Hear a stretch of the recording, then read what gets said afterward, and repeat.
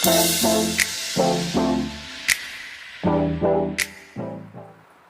Friends, good evening to all. तो जैसा कि आपको पता है, अपना जो सेकंड चैप्टर है उसकी एंडिंग अभी चल रही है। उसका जो लास्ट पार्ट है ये वीडियो का होने वाला है। उसके बाद ये जो सेकंड चैप्टर है ह्यूमन सिस्टम यानी मानव तंत्र, ये खत्म हो जाएगा। ठीक है। लास्ट जो वीडियो में हमने बात की थी एंडोक्राइन अंतःस्रावी ग्रंथियों की, एंडोक्राइन ग्लैंड्स जिनको हमने बोला था, उनकी हमने बात की थी। और कुल 10 प्रकार की ग्रंथियां हमको यहाँ पे पढ़नी है, जिसमें से 4 प्रकार की ग्रंथियां हम पढ़ चुके हैं। हाइपोथैलेमस, पिट्यूटरी, पीनियल और थायराइड ग्रंथि के बारे में हमने जाना। ठीक है। अब बची हुई जो 6 ग्रंथियां हैं उनके बारे में हमको पढ़ना है। ठीक है। सिर्फ 3-3 पॉइंट्स हम उनके देख रहे थे कि उनकी पोजीशनिंग क्या है, यानी कि जो शरीर है अपना उसके अंदर उनकी क्या पोजीशन है। पहली चीज तो ये हमने देखी। दूसरी चीज उसके क्या कार्य हैं। तीसरी उसके द्वारा जो स्रावित हार्मोन है, उसके द्वारा सिक्रेटेड जो हार्मोन्स हैं उनका नाम हमने जाना। और उनकी कमी से होने वाले रोग अगर हैं तो उनके बारे में हमने जाना बस। तो अब हम बात करेंगे बिना किसी देरी के, डायरेक्ट अंतःस्रावी ग्रंथियां हम पढ़ रहे हैं। अंतःस्रावी ग्रंथियों की हम बात कर रहे हैं। ठीक है। अंतःस्रावी ग्रंथियों की हम यहाँ पे बात कर रहे हैं। तो 5th नंबर पे जो हमको देखना है उसका नाम है पैरा थायराइड। ठीक है। वही अपना मैनर रहेगा पढ़ने का कि पहले उसकी स्थिति हम देखेंगे, लोकेशन जिसको हम बोल सकते हैं, उसके बाद उसके कार्य, उसके हार्मोन और क्या उसके यूजेस है, या फिर कोई डिजीज अगर उससे होती है, कोई बीमारी अगर उसकी कमी या उसकी बढ़ोतरी से होती है, वो हम देखेंगे। पैराथायराइड जो ग्रंथि है एंड ग्लैंड जो है, हिंदी में भी इसका यही नाम है। ठीक है। तो इसकी अगर हम बात करें अब स्थिति की यानी पोजीशन की, तो ये जो है यह ग्रंथि जो है थाइरोइड जो है ग्लैंड। ठीक है। थायराइड जो ग्रंथि है, थायराइड ग्रंथि के पीछे उपस्थित होती है। ठीक है। इंग्लिश वाले जो स्टूडेंट्स हैं वो लिखेंगे बिहाइंड थायराइड। इसकी जो पोजीशन की अगर बात होगी तो उसको हम लिख सकते हैं बिहाइंड थायराइड। स्थिति यह हो गई। ठीक है। पोजीशन की हमने बात कर ली। इसके बाद अगर हम बात करें कि इसके द्वारा जो स्रावित हार्मोन है, ठीक है, सिक्रेटेड, इंग्लिश में मैं लिख सकता हूँ थोड़ा सा, जो हार्मोन है उसका नाम है, जिसका नाम है पैराथार्मोन। ठीक है। पैराथार्मोन। तो जैसे जो थायराइड जो ग्रंथि थी उसकी हमने बात की थी, तो उसका जो हार्मोन था उसका नाम था थायरोक्सिन। तो इसका जो हार्मोन है उसका नाम है पैराथार्मोन। ठीक है। हिंदी में भी आप इसको याद कर सकते हैं, हिंदी में भी इसका यही नाम है। ठीक है। तीसरी जो चीज हमको देखनी है कि इसका फंक्शन क्या है या वर्क क्या है इसका। तो फंक्शन या कार्य की अगर हम बात करें तो वो जो है इसका जो काम है, रक्त में कैल्शियम, इसको ऐसे लिखेंगे हम। ठीक है। वह फॉस्फोरस, फॉस्फेट भी हम इसको बोलते हैं। ठीक है। तो फॉस्फेट के जो आयंस हैं, ठीक है, के, या आप लिख सकते हैं का नियंत्रण। तो ये इसका काम हो गया। कैल्शियम और फॉस्फेट का ही नियंत्रण करता है। तो ये आप नोट कीजिए। फिर हम इसकी डिजीज जो है इससे होने वाली उसकी हम बात करेंगे। तो मैं इधर साइड में यहीं पे लिख देता हूँ कि जो थायराइड जो ग्रंथि है, ठीक है, तो क्या होता है जब पैराथार्मोन इसकी कमी हो जाती है तो इसमें एक डिजीज होगी जिसका नाम है टिटेनी। इसकी कमी से जो रोग है, कमी से रोग, ये पॉइंट आप लिख लीजिएगा। पैराथार्मोन की कमी से जो रोग होगा उसका नाम है टिटेनी। ठीक है। इंग्लिश में इसको लिखेंगे टिटेनी। तो ये भी आप नोट कीजिए। ये पॉइंट 1 हो गया, ये सेकंड, ये थर्ड और ये फोर्थ पॉइंट। ठीक, 4 पॉइंट है इसके बारे में, आप नोट कर लीजिए। 5th नंबर की जो ग्लैंड है ये उपस्थित होती है, जो थायराइड ग्रंथि यहाँ पे एच आकार की जो हमने पढ़ी थी लास्ट वीडियो में, इसके जस्ट पीछे की साइड, यानी कि जो ट्रेकिया हमने देखा, श्वास नली जिसकी हमने बात की, तो उसके आगे की साइड एच आकार की उपस्थिति थायराइड, और इसके जस्ट पीछे की साइड की अगर हम बात करें तो वो है पैराथायराइड। तो ये आपने नोट किया होगा। अब 6 नंबर पे जो ग्लैंड पढ़नी है हमको, उसका नाम है पेनक्रियाज। ठीक है, ये जितनी भी ग्लैंड्स हैं जिनकी हम बात कर रहे हैं, जिनकी बात हम कर चुके, तो ये जो है, ये सारी की सारी जो ग्लैंड्स थी एंडोक्राइन ग्लैंड्स थी, अंतःस्रावी ग्रंथियां हमने पढ़ी। अब जो पेनक्रियास है, एकमात्र ऐसी ग्रंथि है जो मिश्रित ग्रंथि है, इसके बारे में हम देखते हैं। तो 6 नंबर पे जो हमको पढ़नी है पेनक्रियास। ठीक है, पेनक्रियास हिंदी में इसको बोलेंगे अग्न्याशय। ठीक है, हम डायरेक्ट बात करते हैं पॉइंट टू पॉइंट। इसकी उपस्थिति की अगर हम बात करें, ठीक है, कहाँ पे उपस्थित होती है, तो ये है उदर गुहा में। ठीक है, उदर गुहा यानी एब्डोमिनल केविटी में ये उपस्थित थी। ठीक है, एब्डोमिनल केविटी हमने पढ़ी थी, वहां पे उपस्थित थी। जब हमने बात की थी पाचन तंत्र की, तो उसके अंदर उदर गुहा के अंदर हमने जो सिस्टम्स पढ़े थे, तो वहां पे जो पेनक्रियाज है उपस्थित थी। ठीक है, ये एक प्रकार की मिश्रित ग्रंथि इसको हम बोलते हैं। मैंने बताया लास्ट वीडियो में भी, इंग्लिश में बोले तो मिक्स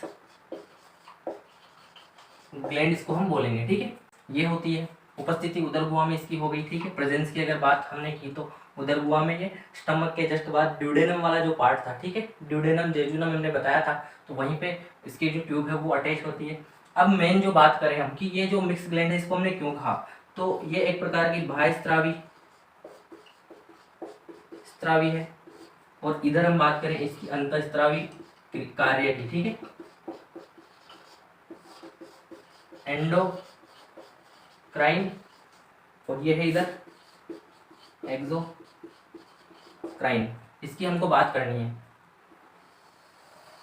आप ध्यान से समझने की कोशिश कीजिएगा कि क्या इनके काम है और कैसे ये काम करती है। तो बात करते हैं एंडोक्राइन जो ग्रंथि है। सबसे पहले अगर इसकी हम बात करें तो हमने जैसा लास्ट वीडियो में बताया था कि इसके द्वारा जो स्रावित हार्मोन्स होते हैं, इसके द्वारा स्रावित जो तरल होता है उसको हम बोलेंगे क्या, एंजाइम, और इसके द्वारा जो स्रावित तरल होगा उसको हम बोलेंगे हार्मोन। अब यहाँ से एक चीज आपको पता चल रही होगी कि ये है, जब अंतःस्रावी की तरह कार्य करेगी तो इसमें हार्मोन निकलेगा, उसका अलग नाम होगा, और ये जब बाह्यस्रावी की तरह कार्य करेगी तो इसके अंदर एंजाइम स्रावित होंगे जिनका अलग काम होगा और उसका अलग नाम होगा। तो यहाँ पे जो एंजाइम का नाम है वो है ग्लाइकोगोन। ठीक है, इसका नाम है ग्लाइकोगोन। हार्मोन की अगर बात करें तो वो उपस्थित होता है इंसुलिन। ठीक है, ये हार्मोन हो गया, ये हो गया ग्लाइकोगोन। एक और चीज मैं आपको बता दूं कि जो पेनक्रियास है, ठीक है, ये है अपना पेनक्रियास, इसके अंदर एक जगह उपस्थित है। ठीक है, उसको हम बोलेंगे, हिंदी में अगर मैं लिखूं तो लेंगर हैंस के द्वीप उसको बोला जाता है। मैं एक बार इनको मिटा देता हूं, बताइए क्योंकि आपको टॉपिक कौन सा चल रहा है तो इसकी कोई जरूरत है नहीं। ठीक है, बस आप समझते चलिए, आसानी से आपको समझ आ जाएगा। जो चीज समझ ना आए कमेंट बॉक्स में बताइए, हम दोबारा से एक्सप्लेन कर देंगे। हिंदी में इसको लैंगरहैंस के द्वीप बोलते हैं और इंग्लिश में इसको बोलते हैं आइसलेट्स ऑफ लैंगरहैंस। लैंगरहैंस, ठीक है, आइसलेट्स ऑफ लैंगरहैंस इसको बोला जाता है। अब क्योंकि हम पढ़ रहे हैं क्या, पेनक्रियास, तो आइसलेट्स ऑफ लैंगरहैंस ये जो जगह है पेनक्रियास के अंदर, ठीक है, मैं इनको मिटा देता हूँ एक बार। ये आप अगर नोट करना चाहें तो अभी यहाँ तक नोट कर सकते हैं कि इसके अंदर कौन कौन से एंजाइम्स उपस्थित होते हैं, और इसमें एक जगह होती है। ठीक है, उसका नाम है ये तो आपको पता ही है, मिश्रित ग्रंथि, और हिंदी में नाम नहीं तो था, ज़्यादा कुछ था नहीं। ठीक है, तो इसके अंदर 2 प्रकार की कोशिकाएं होती है। ये जो है, ये जो भाग है, ठीक है, ये जो भाग है पेनक्रियास के अंदर उपस्थित होता है। आप इसको नोट्स के रूप में लिख सकते हैं अपनी लैंग्वेज में। ठीक है, मेन चीज के आप अभी समझ लीजिए इसको, फिर एक बार वीडियो को दोबारा से रिट्रीव करके आप देख सकते हैं। तो इसके अंदर 2 प्रकार की कोशिकाएं उपस्थित होती है, अल्फा सेल्स, अल्फा कोशिकाएं भी उसको बोलते हैं, बीटा सेल्स या बीटा कोशिकाएं भी इसको हम बोलेंगे। ठीक है, ये अल्फा और जो बीटा कोशिका 2 प्रकार की कोशिका है जो आइसलेट्स ऑफ लैंगरेंस यानी लैंगरेंस के द्वीप जो भाग है पेनक्रियाज यानी अग्नाशय के अंदर, वहां पे उपस्थित होती है। तो ये जो है बाह्यस्रावी जो ग्रंथि है, जिस तरह पेनक्रियाज काम करेगा उसके द्वारा जो एंजाइम ग्लाइकोगोन छोड़ा जाएगा, स्रावित किया जाएगा। तो ये जो एंजाइम है ये अल्फा कोशिकाओं से, अल्फा सेल्स से स्त्रावण इसका होता है, ठीक है, अल्फा सेल से सिक्रेशन इसका होता है। जबकि अगर इसकी बात करें तो ये बनता है किससे, बीटा सेल्स से ये बनाया जाता है, बीटा सेल्स द्वारा इसका स्त्रावण किया जाता है। तो यहाँ तक आप नोट कीजिए, फिर मैं इसको मिटाता हूँ और फिर हम दोनों का कार्य देखेंगे कैसे वर्क करते हैं, ठीक है। तो इसको आप नोट कीजिए ऐसा का ऐसा ही। यहाँ तक किसी को समझने में दिक्कत हो तो अभी जैसे ही मैं वीडियो को आप देखते जाएंगे, आगे जो टॉपिक आएगा उसमें आपको ये चीज़ आसानी से समझ आएगी। तो वीडियो में बने रहिए और देखते रहिए कि कैसे आगे चीज़ें ये काम करती हैं, ठीक है। तो ये आपने नोट किया होगा। पेनक्रियास की हम बात कर रहे हैं तो बाकी चीज़ों को मैं मिटा देता हूँ, सेल्स को भी मैं रहने देता हूँ यहाँ पे, समझाने के लिए ये जगह काफ़ी होगी। अब डायरेक्टली हम चलेंगे कैसे ये काम करता है। तो मैं जैसा आपको समझाऊँ, क्या मैं समझाना चाह रहा हूँ कि जैसे ही हमने कुछ खाना खाया, ठीक है, जैसे आपने फूड जो है वो खा लिया, ठीक है, फूड जो खा लिया आपने, इसका डाइजेशन होगा, पाचन तंत्र में हमने देखा, ठीक है। इस फूड के अंदर कार्बोहाइड्रेट उपस्थित होते हैं, ठीक है, कार्बोहाइड्रेट्स। अगर किसी को कार्बोहाइड्रेट्स का क्लासिफिकेशन, वर्गीकरण देखना है, इसकी पूरी वीडियो है 5 या 10 मिनट की, वो वीडियो है 10-15 मिनट की, तो डिस्क्रिप्शन में उसका लिंक दे दिया गया है, वहां से आप देख सकते हैं, या फिर ऊपर आई बटन में आपको दिख रहा होगा, वहां से भी आप इसको देख सकते हैं। तो कार्बोहाइड्रेट्स जो है ये किन से बनते हैं, वहां पे हमने बात की थी शुगर से, ठीक है, शुगर यानी शर्करा इसके अंदर उपस्थित होती है। और ये जो शर्करा है देख लेते हैं हम कि ग्लूकोज ये होती है, ठीक है, ग्लूकोज हम इसको बोल सकते हैं।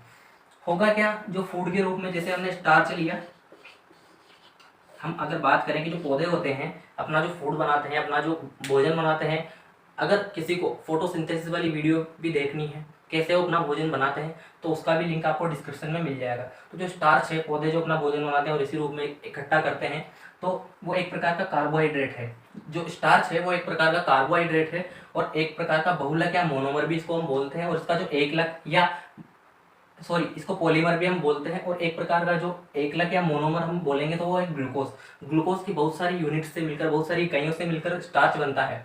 तो जो ग्लूकोज हमने लिया ये हमारे ब्लड में जाएगा, डाइजेस्ट होकर ये पहुंच गया अपने ब्लड में, ठीक है।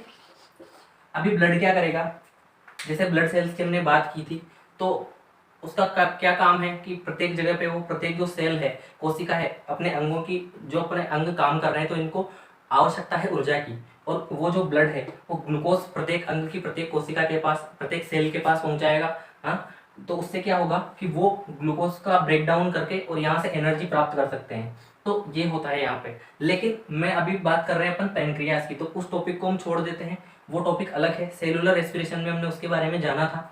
तो अभी हम बात करते हैं ग्लूकोज की। तो ग्लूकोज जब ब्लड में आ गया तो जितना ग्लूकोज आवश्यकता अपने शरीर को है ग्लूकोज की, उतना तो ब्लड अपने पास रखेगा, ठीक है, उतना ग्लूकोज को ब्लड जो है अपने पास रखेगा जितनी आवश्यकता है। लेकिन अपना जो आवश्यकता का काम हो चुका, अभी जो ग्लूकोज ब्लड में बचा हुआ है, ठीक है, तो ब्लड से वो क्या होगा कि अपनी बॉडी में स्टोर करने की प्रक्रिया स्टार्ट होगी। उसको ऐसा नहीं है कि उसको वेस्ट कर देंगे हम, बाद में काम आ सकता है। कभी अगर खाना कम मिला तो इस ग्लूकोज को हम यूज लेंगे। और जैसे जो पौधे हैं स्टार्च के रूप में अपना भोजन जो है स्टोर करते हैं, ठीक है। प्लांट्स की अगर हम बात करें तो स्टार्च के रूप में वो अपना भोजन इकट्ठा करते हैं। लेकिन अगर एनिमल्स की हम बात करें, ठीक है, एनिमल्स जो है वो ग्लाइकोजन स्टोर करते हैं, ठीक है, ग्लाइकोजन के रूप में स्टोर करेंगे अपने भोजन को अपने शरीर के अंदर। अब यहाँ पे दो चीजें हैं, ग्लूकोज और ग्लाइकोजन, ठीक है। तो जो ब्लड है, शरीर का काम हो गया एनर्जी का। अब जो ग्लूकोज बचा उसको ग्लाइकोजन के रूप में कन्वर्ट करने के लिए काम आता है इंसुलिन हार्मोन, ठीक है। इंसुलिन यहाँ पे ये काम करता है। और जब अगली बार जैसे ग्लाइकोजन बन गया, ऊर्जा की आवश्यकता ज्यादा है लेकिन ब्लड में ग्लूकोज कम है क्योंकि हमने खाना नहीं खाया। जैसे कि अगर हम बात करें जब हम फास्ट रखते हैं, जब व्रत कोई इंसान रखता है, तो वहां पे ग्लूकोज की जो उसके शरीर में मात्रा है वो कम हो जाती है। तो ये जो ग्लाइकोजन है ये वापस टूटेगा ग्लूकोज में, ठीक है।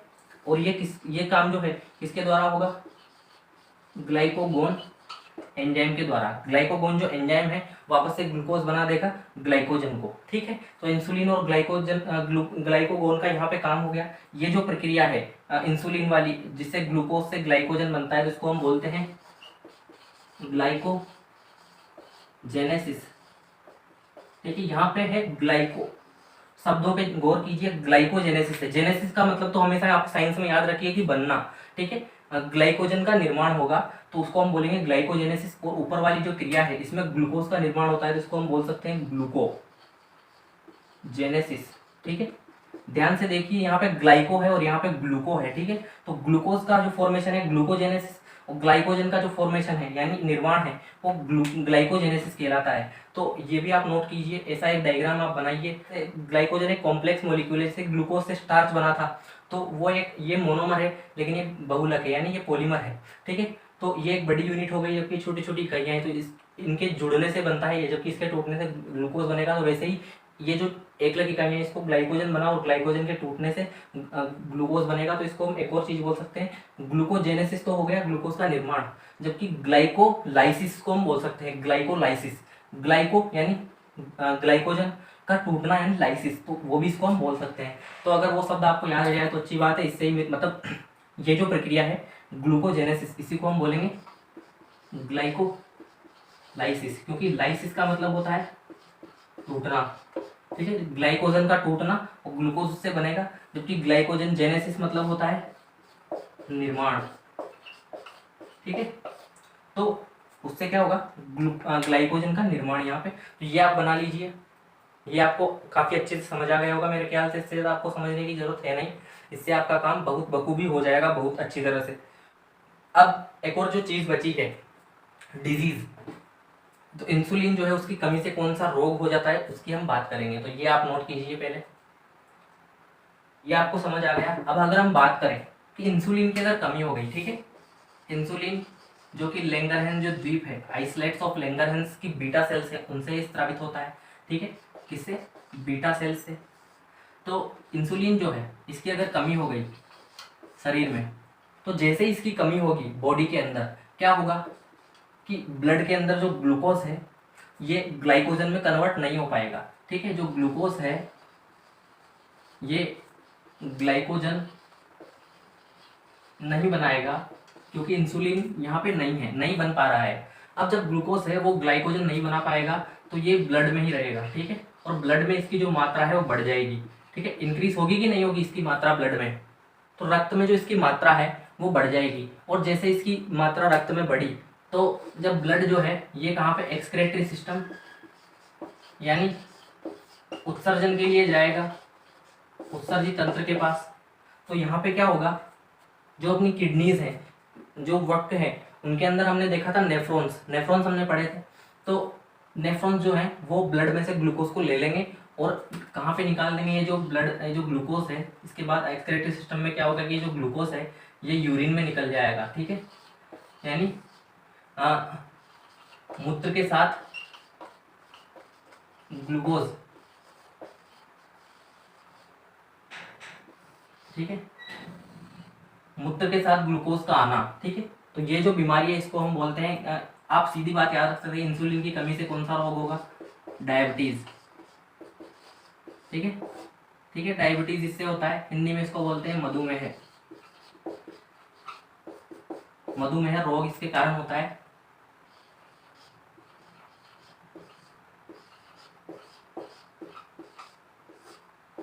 इंसुलिन की कमी के कारण। तो ये आपको समझ आया होगा, ये आपने देखा कैसे ये वर्क करता है, ठीक है। अगर फिर भी किसी को डाउट है तो कमेंट बॉक्स में बताइए, हम वापस से एक्सप्लेन इसको कर देंगे।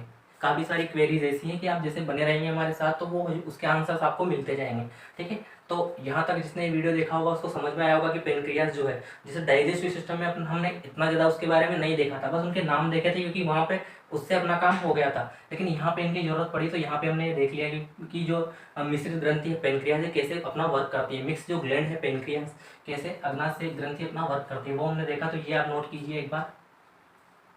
अब ये आपने नोट किया होगा।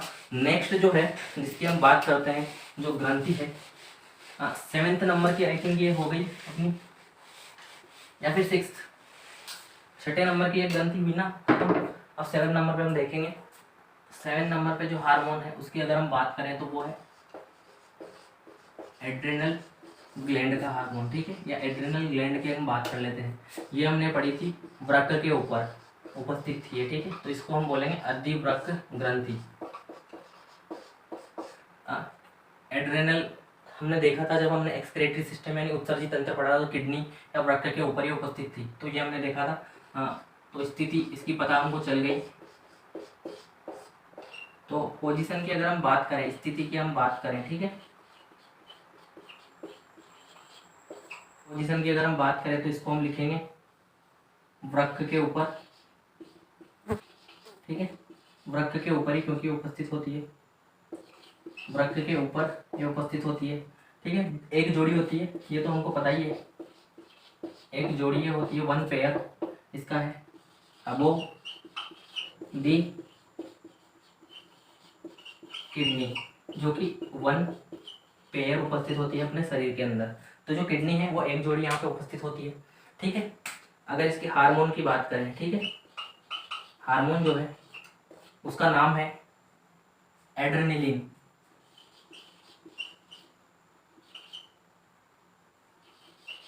एड्रेनलिन या इसी को बोलते हैं एपिनेफ्रिन, नेफ्रिन, ठीक है। दो हार्मोन इसके द्वारा स्रावित होते हैं, पहला एड्रेनलिन, दूसरा मतलब इसी का नाम है एपिनेफ्रिन या फिर नोर एड्रेनलिन, एड्रेनलिन, या इसी को हम बोलेंगे नोर एपिनेफ्रिन, ठीक है। नेफ्रॉन्स के अंदर उपस्थित होते हैं तो इसीलिए एपिनेफ्रिन भी इसको हम बोलते हैं। तो ये दो प्रकार के हार्मोन है, इसके हम काम की हम बात करेंगे। तो इनके कार्य जो है यानी इनके फंक्शन जो है, इंग्लिश में अगर उनको बोले तो फंक्शंस जो है, ठीक है, उनकी अगर बात करें तो ये इनको बोलते हैं इमरजेंसी हार्मोन। इमरजेंसी हार्मोन यानी हिंदी में बोले तो आपातकालीन हार्मोन इनको बोला जाता है। हार्मोन इनको हम बोलते हैं। क्या होता है कि जो हृदय दर है, हार्ट बीट, इंग्लिश में मैं लिख देता हूँ, हार्ट बीट, हृदय दर, श्वसन दर, उनको ये कंट्रोल करते हैं। जब भी ऐसी कोई सिचुएशन आती है, इमरजेंसी कंडीशन आती है, तो ये एक दूसरे के अपोजिट वर्क करते हैं। एड्रेनलिन जो है ये हृदय दर बढ़ाएगा, श्वसन दर बढ़ाएगा, तो वैसे ही जो नॉन एड्रेनलिन है इसके विरुद्ध काम करेगा। जब इसकी आवश्यकता होगी तो दोनों एक दूसरे से बैलेंसिंग बना के काम करते हैं। तो ये आप नोट कर लीजिए। जो 7th है अपनी एड्रेनल ग्रंथि, एड्रेनल ग्लैंड या अधिवृक्क ग्रंथि है, ये कंप्लीट हो चुकी है। इसके बारे में बस इतना ही। अब हम 3 जो ग्लैंड्स बची है उनको हम बात कर लेते हैं, तो इसको आप एक बार नोट कीजिए, फिर हम उनकी बात करते हैं। तो ये आपने नोट किया होगा। अब हम बात करते हैं थाइमस जो ग्रंथि है अपनी उसकी। यहाँ पर जो है थाइमस, उपस्थिति की अगर बात करें, हिंदी और इंग्लिश में यही नाम है। उपस्थिति या स्थिति की अगर बात करें तो जो हृदय है अपना, जो हार्ट है, ठीक है, हार्ट के महाधमनी जो थी, अंग्रेजी में इसको बोलेंगे वेना केवा, इसको हम बोलेंगे, ठीक है, वहां पे उपस्थित होती है, ठीक है। स्थिति इसकी हो गई। हार्मोन की अगर बात करें तो हार्मोन है इसका थाइमोसिन, हार्मोन का नाम है, हिंदी में भी यही नाम है, ठीक है। अब इसके बारे में जो इम्पोर्टेंट पॉइंट मैं आपको बताना चाह रहा हूँ कि जो इसकी वर्क की अगर बात करें तो पहली बात आप एक चीज याद रखिए कि यह ग्रंथि सिर्फ बच्चों में विकसित रहती है, ठीक है। और दूसरी जो चीज है इसके बारे में अलग से ये पॉइंट लिखवा रहा हूँ, किशोरावस्था के पश्चात यह सिकुड़ जाती है और लुप्त हो जाती है, ठीक है। तो ये 2 पॉइंट है, इनके बारे में नोट लगा के आप लिख लीजिएगा। स्पेशली इनके कारण में मैं आपको बताऊंगा। पहले हम बात कर लेते हैं इसके कार्य की। तो इसका जो कार्य है ये जो है ये प्राइमरी, चलिए पहले आप यहाँ तक नोट कीजिए, फिर थोड़ी स्पेस की हमको जरूरत है तो ये आप नोट कीजिए। ये 2 चीजें आप नोट कर लीजिए, इसके बाद ये 2 पॉइंट लिख लीजिए, फिर हम इसके फंक्शन की बात करेंगे। तो यहाँ इसको आप नोट कीजिए, फिर हम इसके फंक्शन की नीचे बात करेंगे। यहीं तक लिख लीजिएगा, इन दोनों के बाद ये दोनों पॉइंट लिख लीजिएगा नोट लगा के। आपने नोट किए होंगे दोनों चीज़ें। थाइमोसिन एक हार्मोन है, ठीक, उसका स्त्रावण यहाँ पे होता है, ये आपने नोट किया। अब मैं बात कर रहा हूँ फंक्शन की, इसके क्या कार्य हैं। तो जो प्राइमरी लिम्फोइड ऑर्गन में गिनी जाती है, ठीक है, हिंदी में अगर मैं इसको बोलूँ तो प्राथमिक लिम्फोइड को हिंदी में क्या बोलेंगे, लिम्फोइड को हिंदी में एक मिनट में देख लेता हूँ, लिम्फोइड को हिंदी में क्या बोलेंगे, देखते हैं।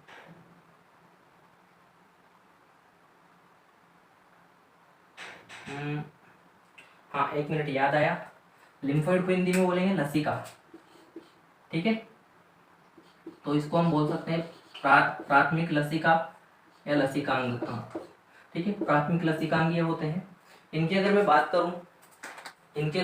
करूं कि बच्चों में ये क्यों उपस्थित होती है, बड़ा होने के बाद ये क्यों विकसित नहीं होती और ये लुप्त हो जाती है, तो उसकी अगर हम बात करें कि जो बच्चे हैं उनका जो प्रतिरोधी क्षमता है, बीमारियों से लड़ने की, रोगों से लड़ने की इम्यूनिटी पावर है, ठीक है, डिजीज से लड़ने की, वो कमज़ोर होती है। तो वहाँ पे एक तरह से किसके रूप में वर्क करता है, हमने जब WBC पढ़ा था, WBC यानी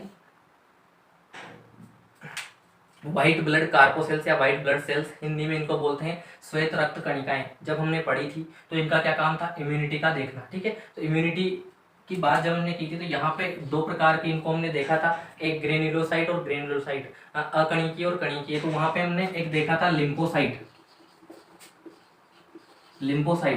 जो कि दो प्रकार की हमने देखी थी, टी लिम्फोसाइट और बी लिम्फोसाइट। बी लिम्फोसाइट के बारे में मैंने आपको बताया था कि इनका फॉर्मेशन और यानी निर्माण और जो है मैच्योरेशन यानी कि परिपक्वता, वो बोन मेरो में ही आती है। दोनों जो काम है बोन मेरो यानी अस्थि मज्जा में हो जाते हैं, तो बोन मेरो से आया है बी लिम्फोसाइट। तो निर्माण और परिपक्वता यानी फॉर्मेशन और मेच्योरिटी जो है बी लिम्फोसाइट की बोन मेरो में यानी कि अस्थि मज्जा में हो जाती है, इसलिए इनको बी लिम्फोसाइट बोलते हैं। जबकि जो टी लिम्फोसाइट है, इनका जो निर्माण है वो तो, निर्माण की अगर बात करें तो वो तो होगा कहाँ पे, बोन मेरो में, हिंदी में बोले तो अस्थि मज्जा में। लेकिन इसका जो परिपक्वन है, ठीक है, परिपक्वता जो है, मेच्योरिटी जो है, वो आती है यहाँ पे थाइमस में। तो जो बच्चे होते हैं उनके अंदर जो WBC की टी लिम्फोसाइट कोशिका है, उनका परिपक्वन होता है थाइमस ग्लैंड के अंदर, ठीक है। तो इनको इसलिए टी लिम्फोसाइट इनको बोला जाता है। प्राथमिक लसिकांग ये है, प्राइमरी लिम्फोइड ऑर्गन ये जो थाइमस ग्रंथि है, तो ये इम्यूनिटी का काम करती है। तो आप वर्क में अगर लिखना चाहें तो यहाँ पे इम्यूनिटी का काम करती है, इम्यूनिटी प्रदान करती है, यानी कि रोग प्रतिरोधक क्षमता ये बच्चों में बढ़ाती है, ठीक है। तो ये आप याद रखिए। इसकी अगर बात करें तो आप यहाँ पे लिख लीजिएगा प्रेजेंट इन चिल्ड्रन, तो सिर्फ ये बच्चों में प्रेजेंट होती है, तो प्रेजेंट इन चिल्ड्रन ये आप नोट कीजिए। यहाँ तक ये आपको समझ में आया होगा। अब मैं इसकी अगर बात करूँ कि जो बुढ़ापा आता है, तो जैसे जैसे ये जो ग्रंथि लुप्त होती जाती है, फिर जो थायरोस जो हार्मोन है थाइमोसिन, उसका स्त्रावन रुक जाता है, ठीक है, और बुढ़ापा आना स्टार्ट होता है, यानी कि शरीर के बूढ़े होने के लिए भी ये जो ग्रंथि है जिम्मेदार है। तो इसको आप नोट कीजिए, इसमें बस इतना ही उनको पढ़ना है। अब लास्ट जो छोटे छोटे दो ग्रंथियां जो बची हुई हैं, ठीक है, ग्रंथियों के रूप में हम उनको देखेंगे। उसकी इससे पहले हमने उसकी बात की थी नर जनन तंत्र में और मादा जनन तंत्र में उनकी बात की थी, तो ये आपने नोट किया होगा। अब डायरेक्ट 9th और 10th दोनों को मैं यहीं पे डायरेक्ट देख लेता हूँ कौन कौन सी वो ग्लैंड्स हैं जिनकी हमने बात की थी। तो 9वें नंबर पे तो वो है, उसका नाम है टेस्टिस, ठीक है, वृषण जिनको हमने बोला था जब हमने पढ़ा था नर जनन तंत्र के बारे में। और 10वें नंबर पर जो है उसका नाम है ओवेरीज, इसको हम बोलेंगे अंडाशय। ये उपस्थित होता है फीमेल्स, ये निशान मैंने बताया था, ठीक है, फीमेल यानी मादा, ये उपस्थित होता है मेल, यानी हिंदी में इस बार लिख देता हूँ नर। तो ये ऐसे उपस्थित होते हैं। अब इनमें ज़्यादा कुछ आपको याद रखने के, दोनों जो हैं ये पेल्विक रीजन, हिंदी में बताऊं तो श्रोणी भाग में उपस्थित होते हैं। श्रोणी भाग में ये दोनों उपस्थित होते हैं, ये भी इसी भाग में उपस्थित होता है, ठीक है। हार्मोन की अगर बात करें तो इसके द्वारा जो हार्मोन है टेस्टोस्टेरोन का स्त्राव होता है, टेस्टोस्टेरोन। और इसके द्वारा दो हार्मोन है, ठीक है, दो हार्मोन है। पहला जो है उसका नाम है प्रोजेस्टेरोन, हिंदी में भी इनके यही नाम है, और दूसरा है एस्ट्रोजन। तो ये दो आप नोट कीजिए, ये हार्मोन्स हो गए। इनके क्या काम है? सेकेंडरी सेक्सुअल कैरेक्टर्स, द्वितीय लैंगिक लक्षणों का इनकी वजह से शरीर में परिवर्तन आते हैं। वो हमने जब रिप्रोडक्शन टॉपिक जब हमने देखा था, प्रजनन सिस्टम जब हमने देखा था, तो वहाँ पे इसकी बात कर ली थी। तो अगर आपको इसके बारे में और जानना है तो आप वो वीडियोस देख सकते हैं, उसका भी जो लिंक है डिस्क्रिप्शन में आपको मिल जाएगा। तो ये आपने नोट किया होगा, दो तरह के ये लास्ट अपने बचे हुए थे। एक्सोक्राइन जो सिस्टम था उसकी दो ये ग्लैंड्स लास्ट बची हैं, ये कंप्लीट हो चुकी है। इनकी अगर बात करें तो ये एक प्रकार के स्टेरॉइड की तरह काम करते हैं, ठीक है। स्टेरॉइड से ये है, ये भी भले ही आप नोट कर लीजिएगा इधर कहीं नीचे। स्टेरॉइड्स की तरह ये वर्क करते हैं, जिम्मेदार है प्रेगनेंसी के लिए। कैसे?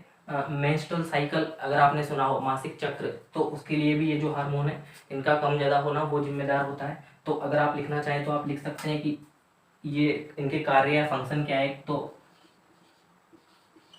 मेंस्ट्रुअल साइकिल, हिंदी में मासिक चक्र इसको बोलते हैं, तो उसके लिए जिम्मेदार है। तो वहाँ पे हमने पढ़ा था, आपको पता है, वहाँ पे हमने इसके बारे में काफ़ी स्टडी कर ली थी। तो यहाँ पे ज़्यादा एक्स्ट्रा पढ़ने की जरूरत नहीं है, वहाँ पे आप जाइए, उसको वापस से पढ़िए। तो इसी के साथ अपना जो चैप्टर सेकंड है मानव तंत्र, ह्यूमन सिस्टम, वो कंप्लीट हो चुका है। इसके सारे के सारे सिस्टम्स अपने देख लिए हैं। फिर भी अगर किसी को किसी भी जो सिस्टम में कुछ प्रॉब्लम है तो आप बेझिझक अपना क्वेश्चन कमेंट बॉक्स में बता सकते हैं, मैं कमेंट्स देखता भी हूँ। और जो बच्चे हैं जिनको कोई टॉपिक एडिशनली पढ़ना है तो वो भी आप बता सकते हैं, उस पर मैं वीडियो लाता हूँ। आपको पता ही होगा, मैंने और भी वीडियोस बना रखे हैं एडिशनली। तो और भी कोई जानकारी आपको चाहिए साइंस न्यूज़ में या फिर किसी भी बारे में, तो आप हमें कमेंट कीजिए या मैसेज कीजिए। चैनल के अबाउट सेक्शन में आपको मेरा इंस्टाग्राम लिंक और फेसबुक लिंक भी मिल जाएगा, तो वहाँ से आप मुझे डायरेक्ट मैसेज भी कर सकते हैं। तो ये आपने नोट किया होगा। ये जो अपना चैप्टर सेकंड है खत्म हो चुका है अपना। अब जो है चैप्टर थर्ड हम स्टार्ट करेंगे। काफ़ी इंटरेस्टिंग चैप्टर है क्योंकि पूरा कॉन्सेप्चुअल बेस्ड चैप्टर होने वाला है, ठीक है। जेनेटिक्स उसको हम बोलते हैं, और हिंदी में उसको बोलते हैं, क्या बोलते हैं हिंदी में, चलिए अभी उसको देखेंगे हम। तो अभी के लिए आप सब अच्छे होंगे, घर पे होंगे, और उम्मीद करता हूँ आप साथ के साथ नोट्स प्रिपेयर कर रहे होंगे, ठीक है। वरना आपको फिर से इसके नोट्स बनाने पड़ेंगे। उससे क्या होगा नोट्स बनाने से कि आपके दिमाग में एक बार जब आप लिख देते हैं किसी चीज़ को तो फिर वो फिट हो जाती है। अगर मैं छोटा सा एग्जांपल आपको दूं तो हम जो चीज़ महसूस करते हैं, जो चीज़ अपनी बॉडी से एक बार वर्क कर लेते हैं तो फिर अपनी वो याददाश्त में जो है फिट हो जाता है। ऐसे मैं दोनों तरीक़ों से आपको समझाऊंगा। अगर आपने डीएनए सुना है, डीएनए जो नाम है वो सुना है, जेनेटिक मटेरियल जिसको हम बोलते हैं, उसका नाम सुना है, तो आप समझ जाएंगे, ठीक है। वरना जब हम पढ़ेंगे सेल के बारे में तो उसके बारे में भी हम जानेंगे।